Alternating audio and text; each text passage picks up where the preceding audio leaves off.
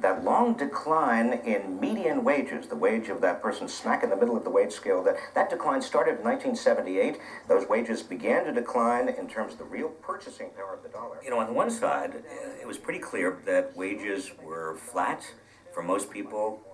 The flip side was that some people in this country were doing extraordinarily well.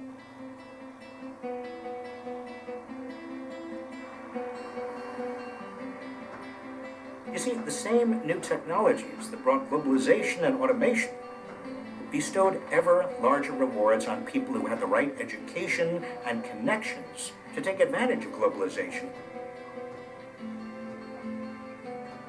Some people say to me, but wait a minute, you've got technologies today that you didn't have in 1980. You know, we didn't have flat screen televisions. We didn't have low-cost air travel. We didn't have Skype. We didn't have the internet. So who are the winners and losers from this great shift? Consumers certainly are winning. I mean, you guys, as consumers, you are doing very well. You get wonderful products. Almost everything you're buying is getting cheaper, and the investors are doing well. Here is a chart showing the rise and fall of the Dow Jones Industrial Average. You can see something here. There is sort of a pattern. Woo! You see, something happened, and I think it happened starting right in these years. You see, these were the years I was labor secretary. And investors got very excited. I mean, we all saw the stock market going like this. I mean, what in the world was going on? How could that be possible? Were companies suddenly that much more profitable? One of the big reasons corporations were showing higher profits is they were keeping pay down. At the same time, corporate CEOs were starting to pay themselves large multiples of what the average worker was earning.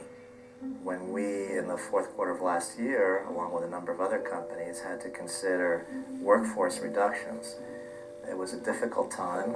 You knew that you were impacting people who would have a difficult time, many of them, in finding new jobs, but you had to do it for the organization to, in that day, look to survive. This chart shows you the compensation of the highest paid executives in 2010. These executives are being paid a lot of money. Executive pay keeps going up. Here's the ratio of average CEO compensation to the average worker's pay. Suddenly, this ratio goes kablooey. Bill Clinton in 1992, one of his campaign planks was that no company should be able to deduct the cost of executive compensation in excess of $1 million. Many big corporate executives raised their own salaries even when their companies were losing money and their workers were being put into the unemployment lines. I expect the jet setters and the feather bedders of corporate America to know that if you sell your companies and your workers and your country down the river, you will be called on the carpet. That's what the president's bully pulpit is for. When it came to actually implementing it, the Treasury Department decided that as long as CEO pay was linked to company performance, you could deduct pay over $1 million. Well, that was the signal to a lot of executives and to their boards of directors to make more and more of executive pay into stock options. That's where the whole stock option thing came from. It was a kind of a perversion of Bill Clinton's promise in the 1992 election.